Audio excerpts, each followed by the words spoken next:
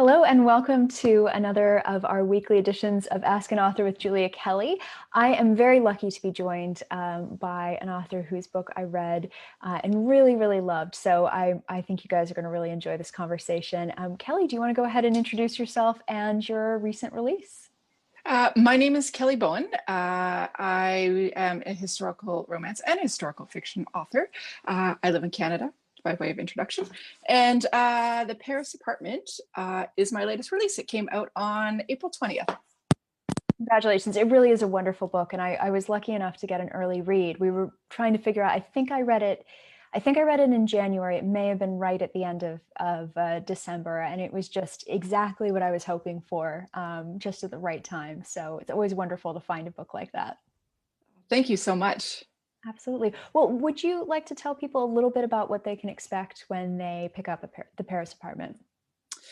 So The Paris Apartment is set in World War II and a contemporary narrative as well. So it goes back and forth in time. And it starts with the main character of Leah, who inherits an apartment from her grandmother.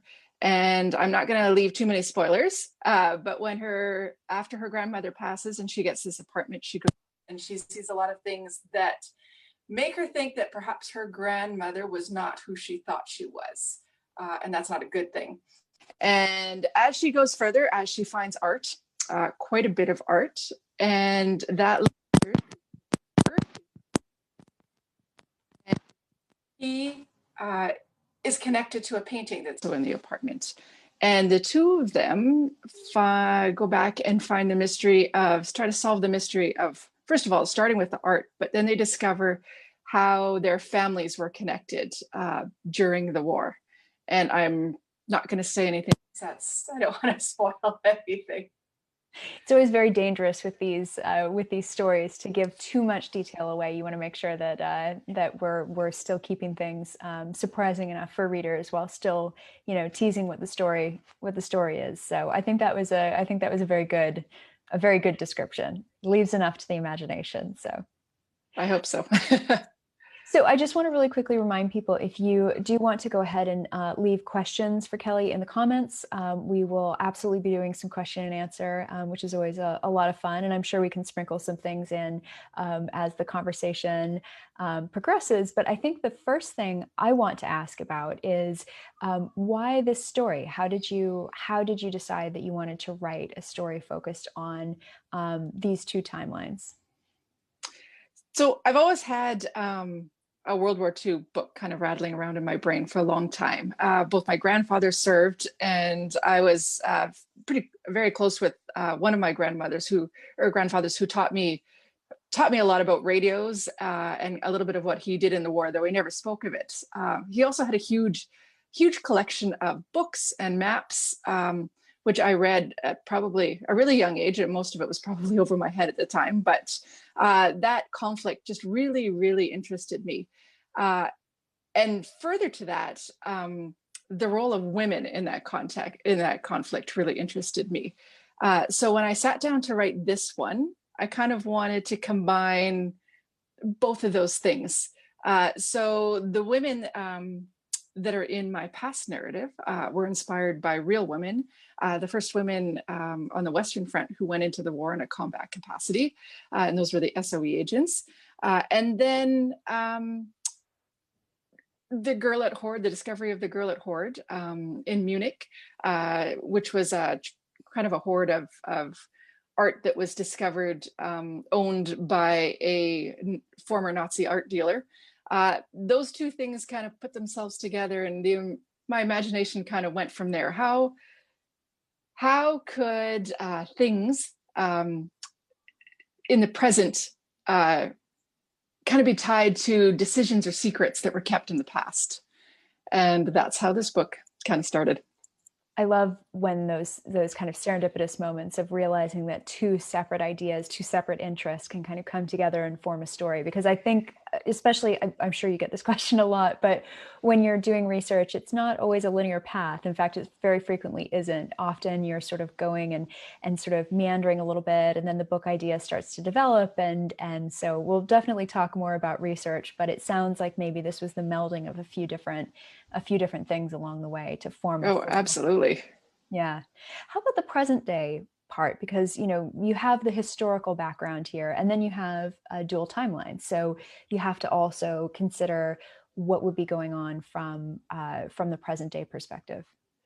Yeah, so the present day perspective kind of was similar. So the character of Leah in that is similar in that her grandmother not never spoke of the war, just like my grandfather never did. Mhm. And so she's kind of left to kind of extrapolate the understanding that she has. And her grandmother in this book, she's always believed to be very cold and distant, reserved.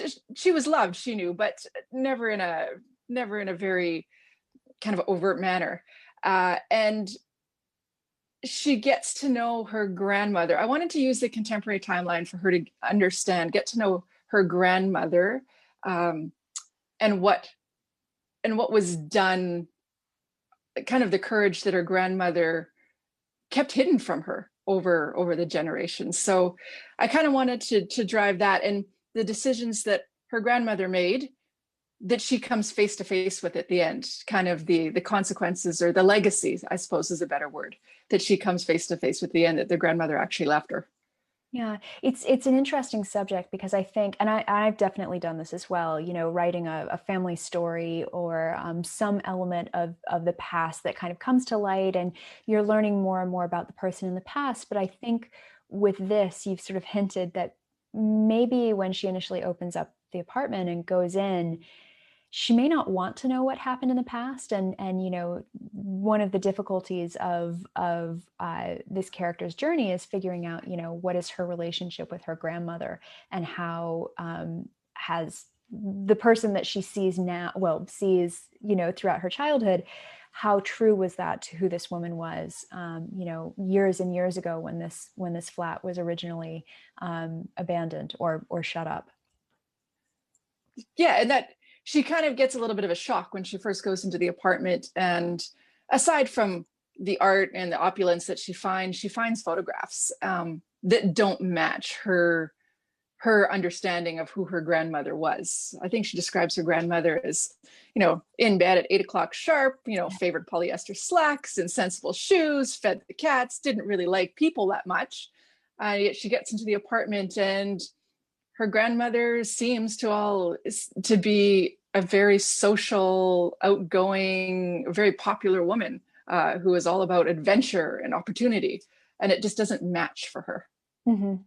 Yeah, and I think there's always that moment of realizing when you're an adult that people had lives before you came around, and they sometimes those lives are very complex and very multi-layered. And I think you're really you put your characters into a situation where they need to deal with that, sort of on a few different levels, without giving it too many spoilers. But it's an interesting moment of self-discovery for your characters to begin with. Absolutely. And the characters end up, all of the characters, both in the past and present, do things that they probably never thought that they would do or that they never expected of themselves. So that kind of self-discovery is always an interesting layer to both the past and the present narrative. Yeah. So there are so many things to dig into with this book because it is so richly layered, and I think anything really set in occupied Paris during the war is always going to be sort of inherently fascinating because you have tensions, natural tensions there. People are trying to survive, but then you have the enemy literally right in Paris in some cases, occupying maybe the flat across the way or the hotel ballroom that you used to go to. And in the case of our very social characters, how do you start building that world of World War II Paris? Where did you start when you decided this was the book you wanted to write? I try to for building that world and really building any of the worlds in history. You can get a lot from history books in terms of timelines and dates, and you kind of get an understanding of how things progressed. But for me to understand I like to delve into memoirs written by people who are actually there, letters, notes, journals, that sort of thing. I find those paint a much more vivid picture of history, just in terms, and it's a small little window of history for each of those people that you read about their letters or their memoirs, but you get a better understanding of what they were feeling, what they saw, what they smell, just a much bigger picture. Their personal struggles, the struggles that they saw around them. It's easy to say, well, in occupied Paris, food was a problem. A lot of people starved. You can say that, but what did that really look like to the people that were experiencing it? And you can find that in those more personal accounts.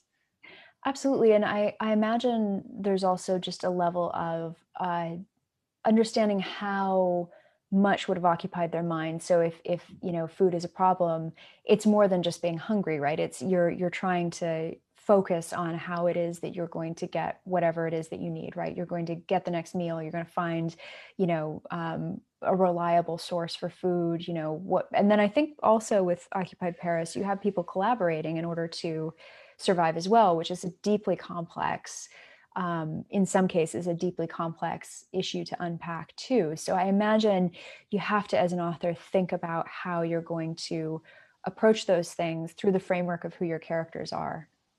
Yeah, absolutely. I was struck by a number of memoirs or letters or journals that I read, that they all basically kind of said that the world shrunk for them. Their world just got smaller and smaller and smaller, and they were very, very limited to small spaces or small places, or kind of just restricted. And that kind of coupled with the actual real danger that walked through their streets every day. I mean, you're occupied Paris, which certainly wasn't, it wasn't necessarily, the city wasn't bombed. The death squads weren't there the way they were in other cities in the East and that sort of thing. But the atrocities that still happened. And these people still witness them every day. Yeah. What were some of the memoirs that you relied on most heavily? Were there any that stood out in particular when you were researching? The memoirs I read Virginia Hall's memoir. Actually, let's see them here. Oh, you Wolves, excellent. You have Wolves props. at the Bar. Okay. One. I really love this one. Codename Pauline, which is Pearl Witherington Cornelius' memoir. Those two were fantastic ones. Really enjoyed those ones. And then others. I love that I use the internet for sure. And I love I love the information that's available in terms of images, photographs that I probably would never have gotten to see without access to, say, the museums or that sort of thing that you could see if I was actually in Paris while I was writing it. Right. One of the things that I loved was the detail around the dresses, the clothing that people wear throughout this book. And one character in particular has a pretty fabulous wardrobe that I certainly wouldn't mind myself. But I imagine that if you're using images, you're able to kind of get a real sense of how people would have worn these clothes, what they would have potentially been doing. And that can kind of also drive some characterization as well.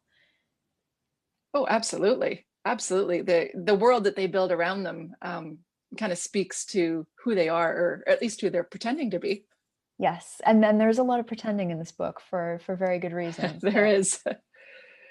What about the world outside of this apartment? Because you render it so beautifully, and then you also send your characters out onto the streets of Paris. And if I remember correctly, is it the Ritz in Paris that that some of our action takes place? Yes. Okay. Yes. So when the Nazis invaded, the Luftwaffe took over the Ritz. They made it their headquarters. At the time, just before the war, I mean, in the years prior to the war, the Ritz was kind of the place to be in Paris, or one of the places to be in Paris, and kind of a big melting pot of artists and socialites and kind of all the important people. It's kind of the place that you wanted to see and be seen. And a number of people were living there at the time, some wealthy Americans, a collection of other socialites. And when the Nazis moved in, they lost their homes. They basically got kicked out of the Ritz. And some came back and some did not. And that was a whole interesting history of the hotel separately.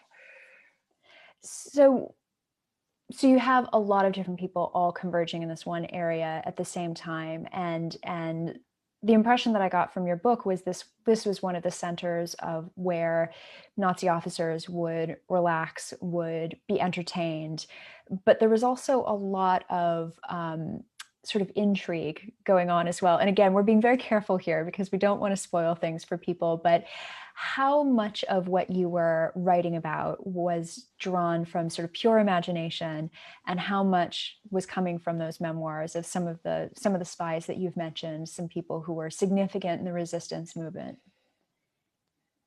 So in one of the books I read about the Ritz, I think they described it as a hornet's nest of spies.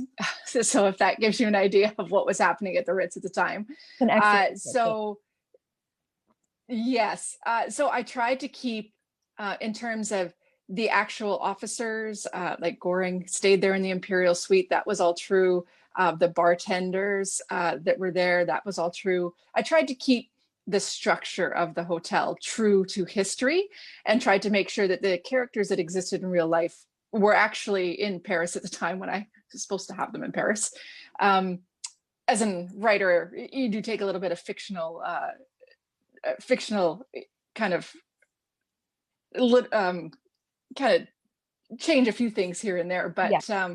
I tried to keep the most of it the same. In terms of what was in the cellar, that was purely my imagination. I'm not going to say for those of you who haven't read the book what was in the cellar, but that was purely my imagination.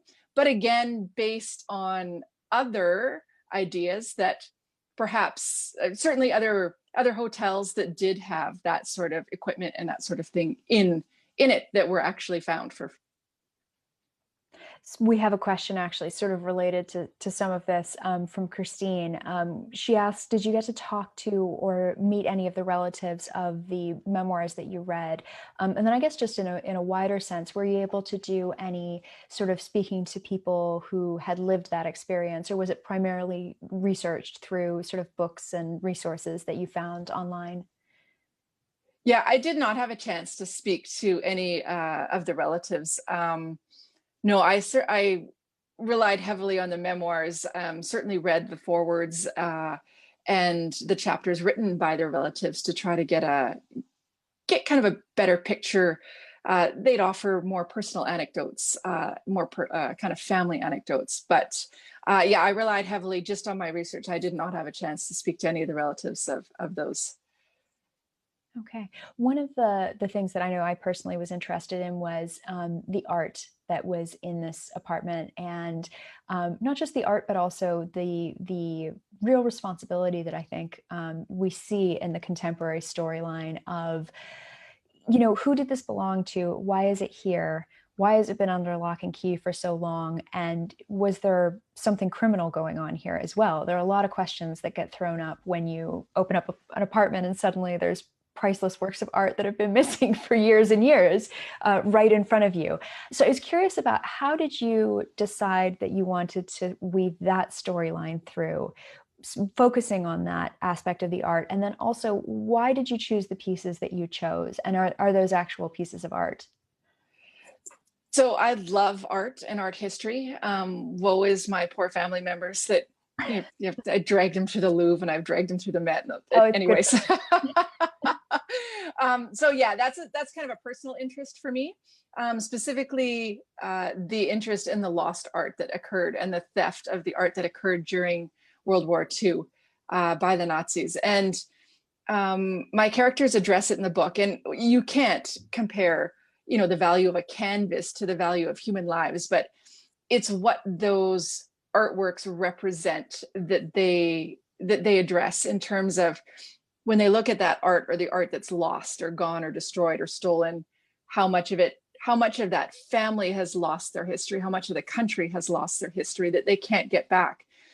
And in doing research through the Monuments Men and other areas, the thing that struck me was how much of the art that they've recovered that they can't give back because those families don't exist anymore. Yeah. And that just really struck a chord in me. So I use the art to kind of drive the narrative in my novel because the art, because of what the art represents, not the art itself, but the history and the lives that it represents.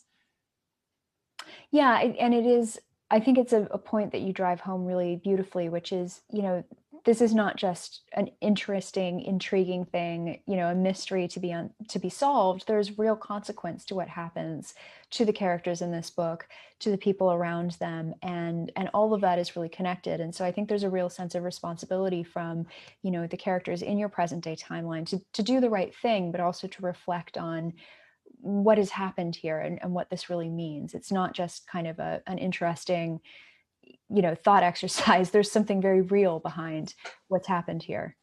Yeah, absolutely. And the art that I use that they first discover that they discover later in the apartment.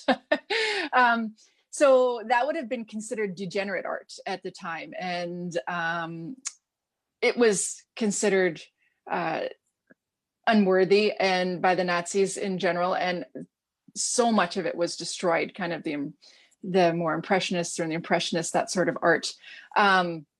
Ironically, so much of it was destroyed and so much of it was also stolen by Nazi art dealers, and it was just whisked out of countries and homes and places. Mm-hmm. So the art that I used that she found later in the apartment, I made up in terms of pieces. The artists are real, but I made up pieces that perhaps would have been representative of what would have been hidden, so it wasn't destroyed at the time.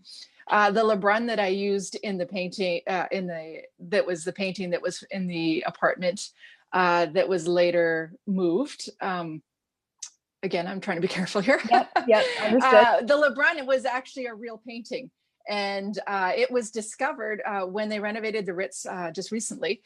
It was discovered in the Coco Chanel suite of rooms. I did. And yes, and they weren't sure. The provenance behind it is a little foggy. No one can really pin it down. The general idea is that it was already in the building when Cesar Ritz bought it, and it simply stayed there. But I invented a new history for it. Sometimes I think some of that artistic license leads to more interesting stories because we can fit things in nicely with the narrative we're telling. So I'm with you on some of that artistic license. Absolutely. One of the things that really struck me about this book is you have some very complex female characters, especially in this historical timeline, and people who maybe at first glance don't seem as complicated as they are as this story unfolds. So I'm curious about your thoughts on where that desire to sort of what do you show and what do you reveal, and when do you make those decisions about kind of different character beats? This is maybe more a bit of a craft question, but how do you go about deciding how you're going to have this character reveal herself to the reader throughout the narrative?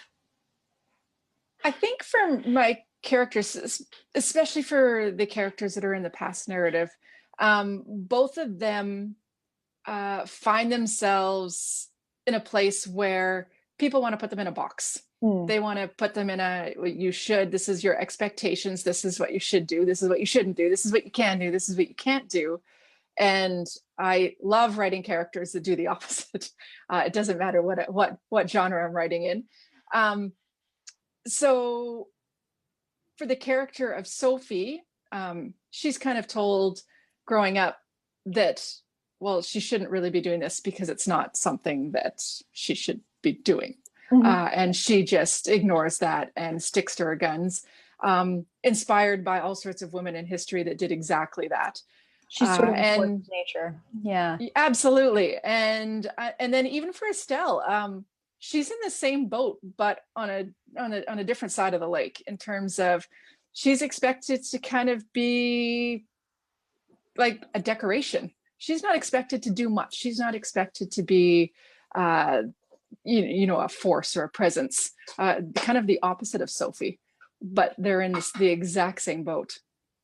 Well, and the interesting thing is both of them are very clever about using that to their advantage and figuring out how to play with the perception of how the world perceives them, and kind of weaponize that, which I think is a really powerful thing as well. Oh, absolutely, and they both recognize the fact that they're doing that they're kind of breaking out of their boxes, but at the same time, they can present to the world what the world wants to see, and they can use that to their advantage.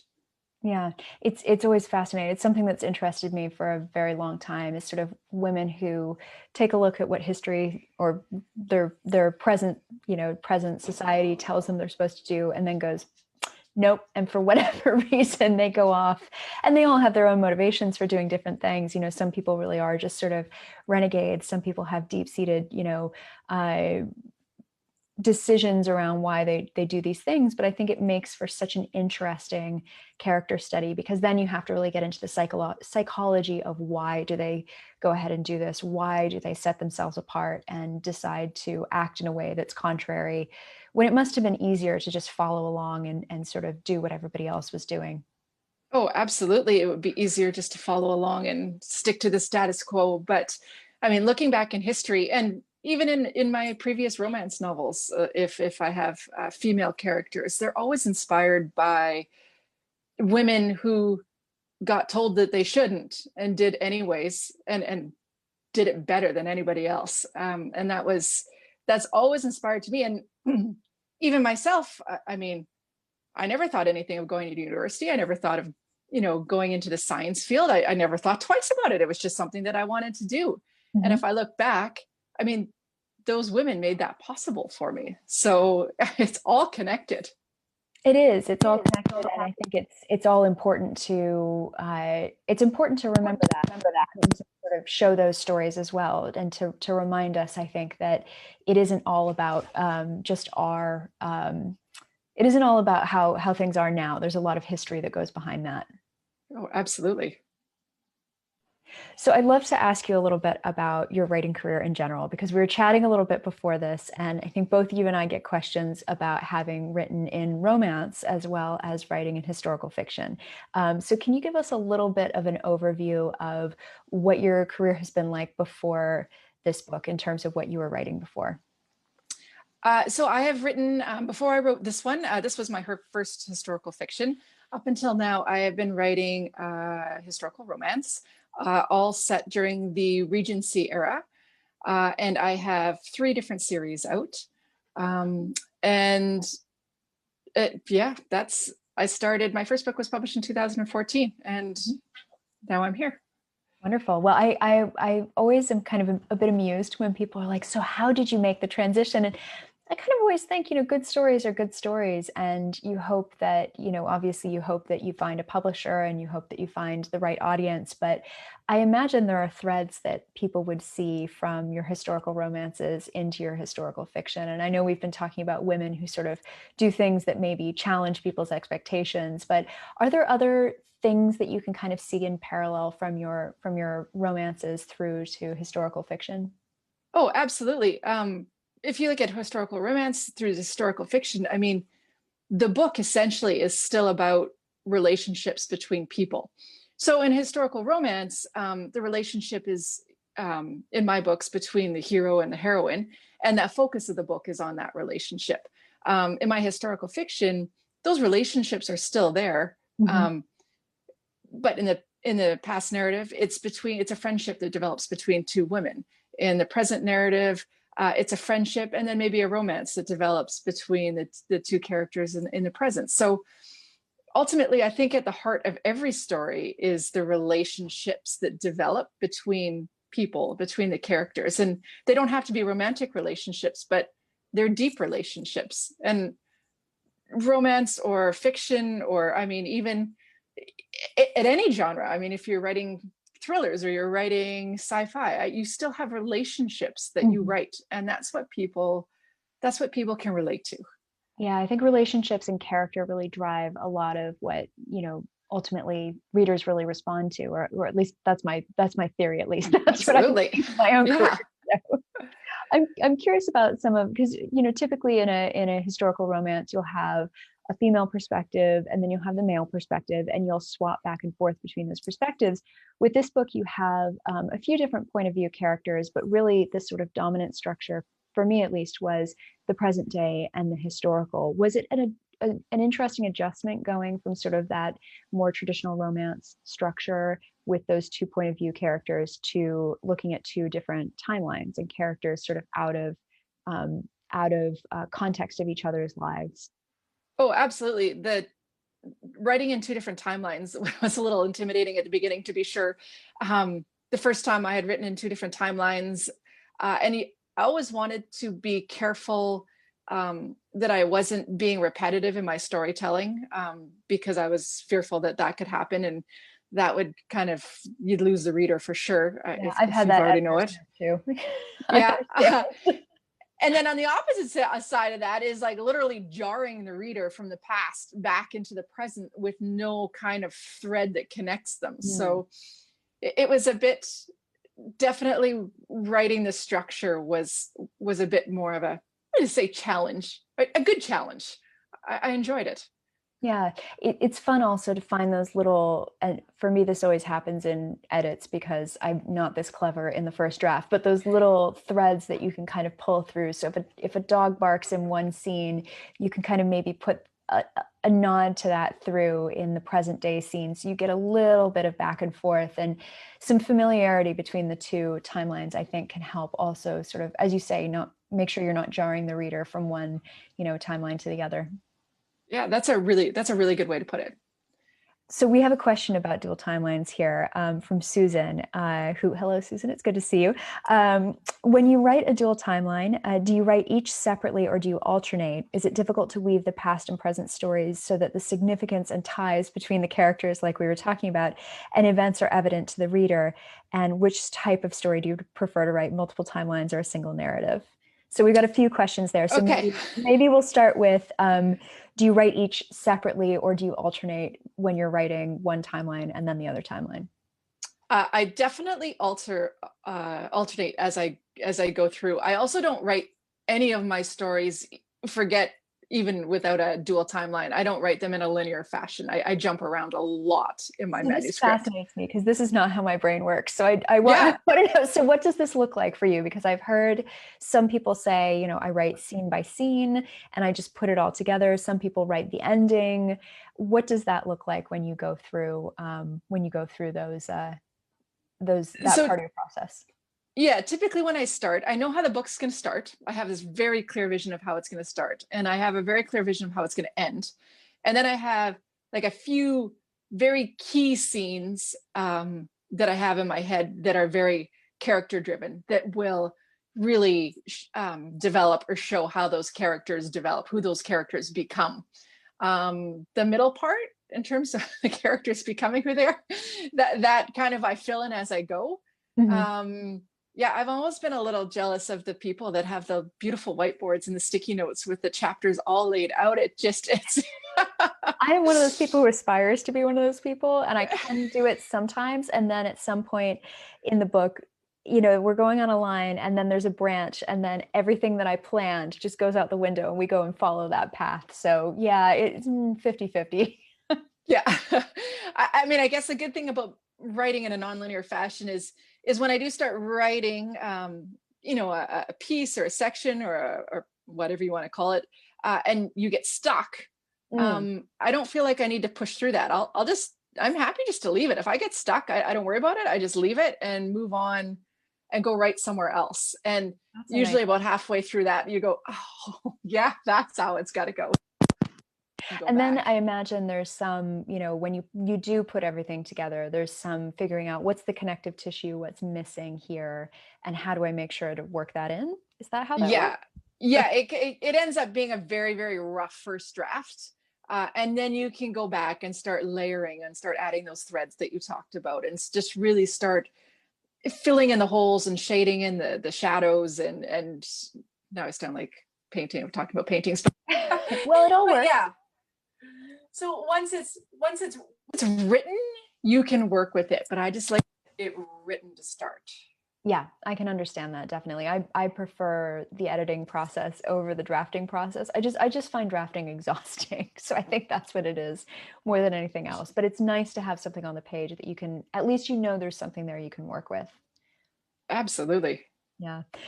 So a couple more parts to this question. Is it Yeah. difficult to weave the past and present stories so that the significance and ties between the characters and events are evident to the reader? So it sounds like this may be something that you're doing when you've put the draft together and then you're going through again. Does that sound right? Yeah, absolutely. Then you can start to, once the draft is finished, you can start to go through and in different chapters, I'll try to lead, if I think in one chapter she was talking about becoming a widow. And then the next chapter opens in a different perspective and she's talking about widows. So it kind of helps tie the book together, helps tie that narrative together, helps it flow a little bit better. Yeah, that's where you can get very writerly and, focus on the craft of it and all the different ways that you can bring out these different themes. And yeah, Yeah, I like that part of that part of the process. absolutely. I love editing, like love it. Yeah. There's something very satisfying about it. So no, we're on the same page on this one. And then which type of story do you prefer to write, multiple timelines or single narrative? Have you done single narrative for your, well, I guess timeline wise, this is your first dual timeline, I imagine. Yes. And then when it comes to single timeline, that would be sort of more of what you've written previously. Is that right? Yeah, so my historical romances are all a single timeline, but they always have at least two points of view in them. So this book, my historical fiction, had past and a present, written in four different points of view. Okay. Okay. So that was also a little intimidating at the beginning, but Task. Yeah, exactly.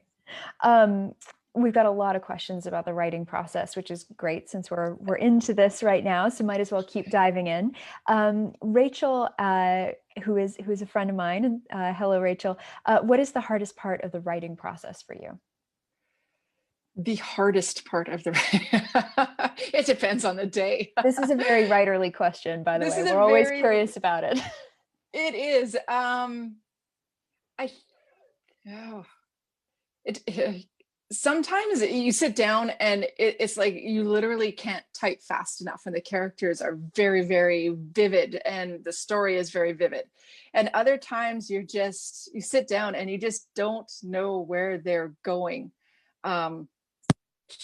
I guess comes into a little bit of in terms of plotting.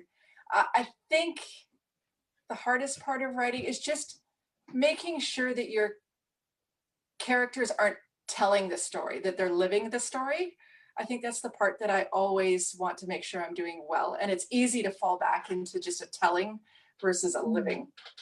I don't know. Yeah, Does that make sense? that's a great point. And we did have somebody on here that kind of use the show don't tell expression, which I know comes up a lot in teaching writing, certainly. And there is something about getting to a point where, as you say, your characters aren't just moving through a room because you need to get them from point A to point B.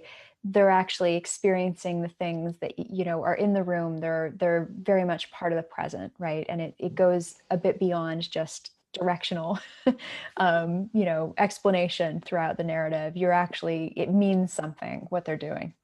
Yeah, for sure. I mean, as a reader, when I read, I want to be there. Like I want to be in the story. I don't want to be getting just told that, the decorations are nice. I want to pick them up and feel them. Like, so that kind of idea. Yeah.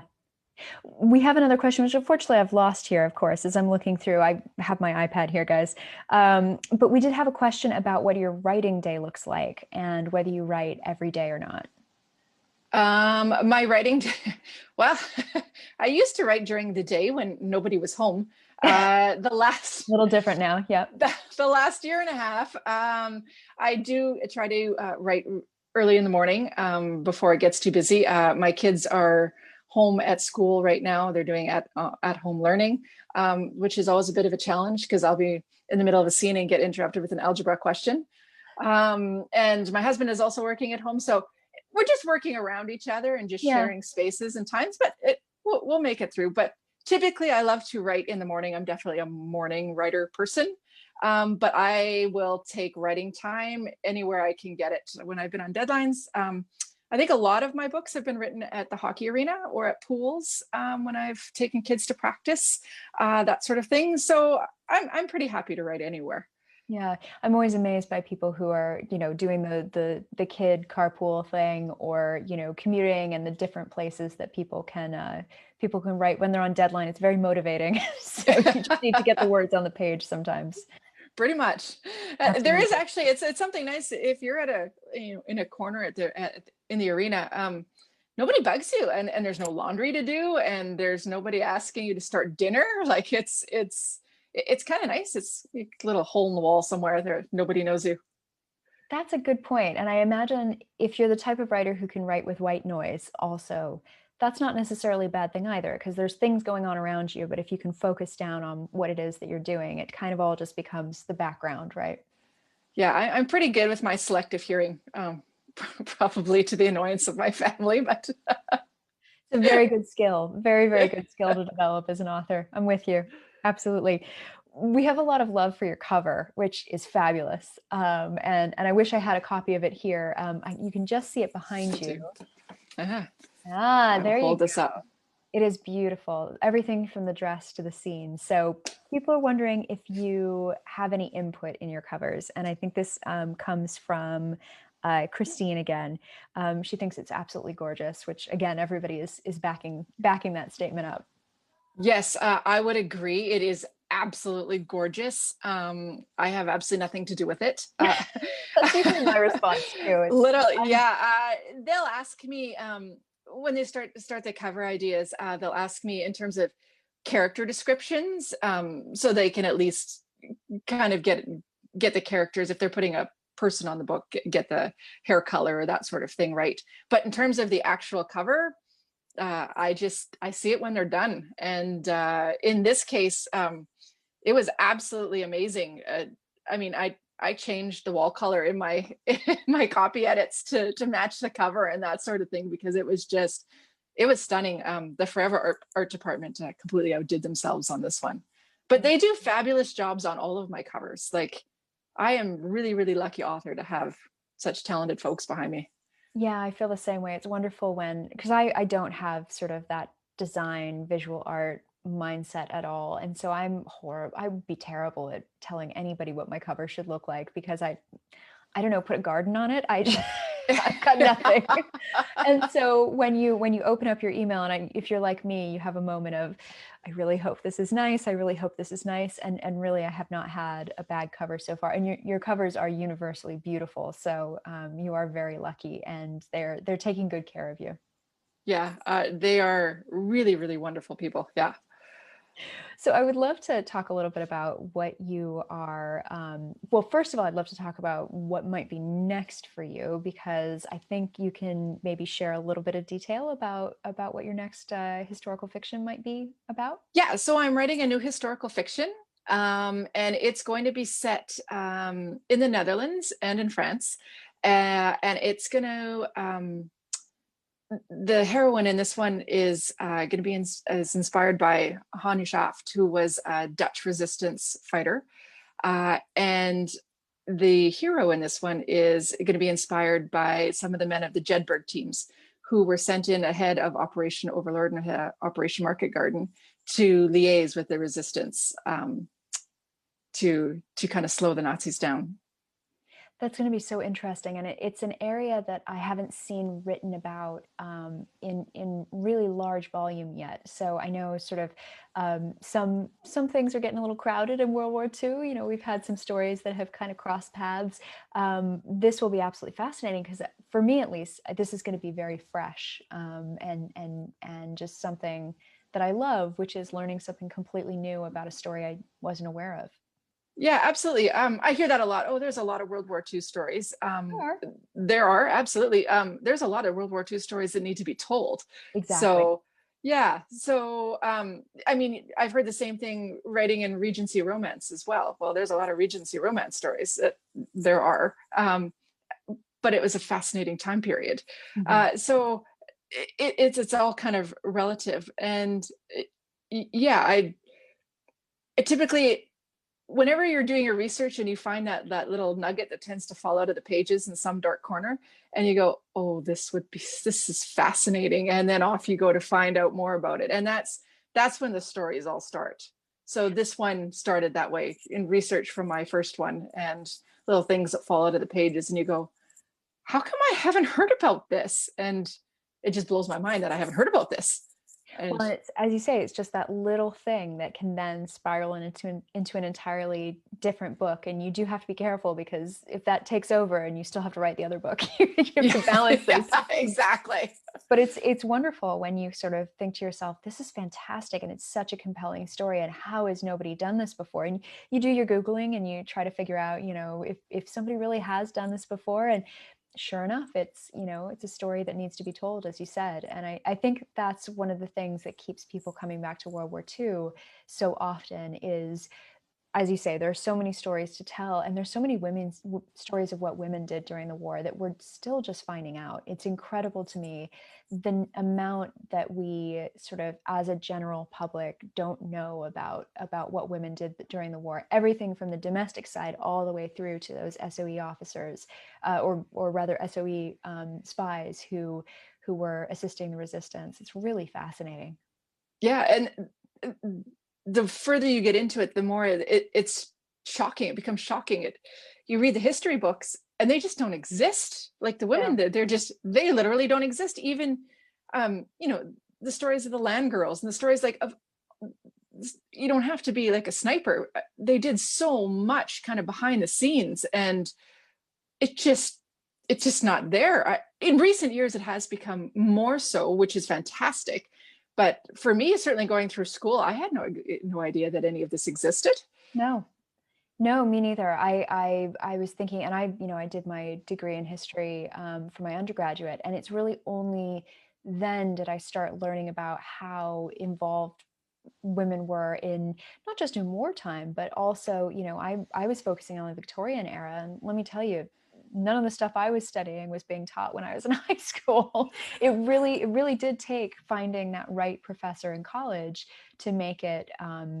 To make it sort of come alive and make it interesting. And I always think it's such a shame that that those stories don't get told, because I do think there would be a bit more interest and more people would sit there and say to themselves, oh, actually, I do really like history. I get a lot of comments from readers and a lot of people who watch this show, this Facebook Live series, who say, I didn't realize I liked history, or I didn't realize I liked historical fiction until I started reading these books. And it's always really gratifying, but also it makes me a little sad that there's this whole world of stories out there that people don't necessarily get exposed to until later on.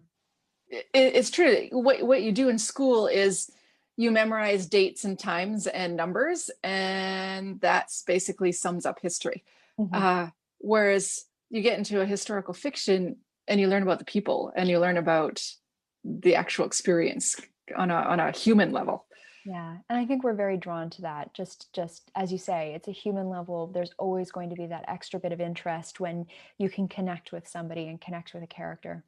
Oh, absolutely. Like all of our presents are built on somebody else's past. So it's there for the learning. Yeah, that's a really wonderful way to put it. That's I like that. I might borrow that one day. Please do. Well, speaking of reading and people, going through and discovering historical fiction, I'd love to hear a little bit about what you are reading right now and enjoying.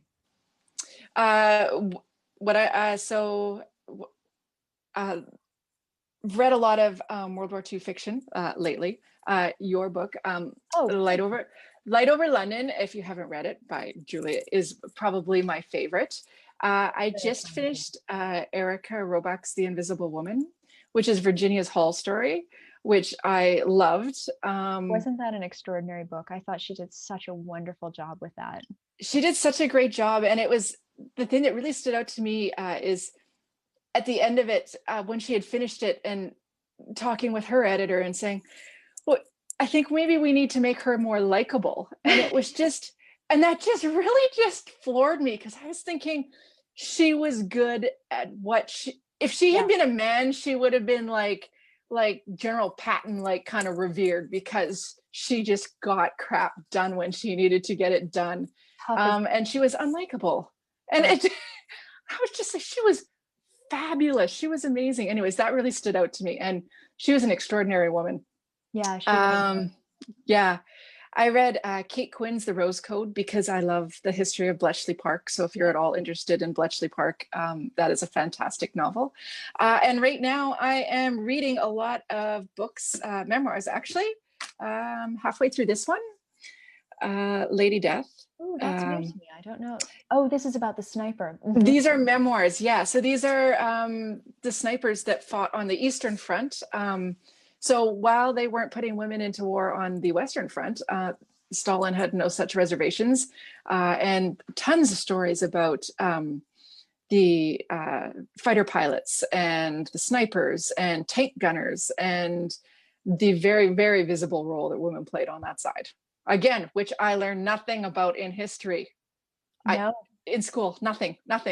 me neither. And there have been a few things I've seen about oh, I'm going to ruin this name. They might be nicknamed the Night Witches, who would Yes, fly for yeah, who would fly for Stalin, and they were sort of on these missions. As you said, he didn't have nearly as many qualms as the British government, who was saying that women couldn't engage in any combat role. Although they found some interesting loopholes around that. they Um, did.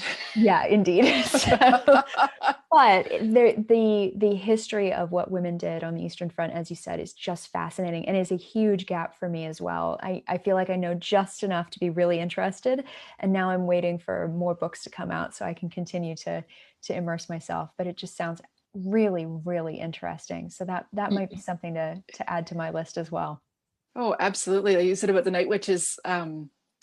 Yeah, I mean, they were pilots, teenagers, most of them, and they flew in canvas and wood planes and dropped bombs on Nazis. They Crazy. had like zero defense, and they flew in the dark at night, like with yeah. What they accomplished was absolutely extraordinary. Yeah, Yeah, it's really they talk about formidable women, and you know the book that you mentioned, The Invisible Woman, Erica Roebuck's book, also about a really, as you said, formidable woman. And she did a interview for, or she did one of these Ask an Authors as well.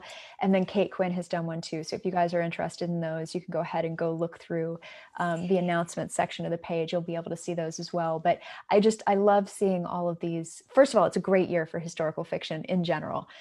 Really fantastic books coming out. But I love seeing all these stories about women and people sort of, as you say, discovering the incredible things that women did throughout the war. So it's been wonderful as a reader, going through and learning those things. So I would love to, first of all, thank you for coming on Ask an Author. It's really wonderful to have you. And again, I really loved this book, and a lot of people are saying in the comments that their TBR list is growing and growing as as the interview goes on. So definitely, go and pick this up. And if people are interested in following your career, getting updates, again, there's interest about this book about the Netherlands and France as well. Where would people be able to follow your various announcements? So I have a website. This is kellybowen.net, and it has all the information about my books, how to contact me. I have a newsletter that I sign out only when I have something new to announce. And you'll be able to find all my social media links there as well. I'm on Twitter, Instagram, and Facebook. So it's all Okay. there. Well, we'll have to have you back to talk about this next book. When does it come out? Do you have a publication date yet? I know we I haven't. don't have a publication date quite yet. I suspect it will come out probably towards the back half of 2022. Okay, so something to look forward to then. Wonderful. Hopefully. Well, thank you so much again for coming on the show. I really appreciate it, and I hope you enjoy the rest of your night and enjoy your writing for this next book. Thank you so much for having me. It's just an absolute pleasure to be here. Absolutely. Thank you, everybody, and we'll be back again next week.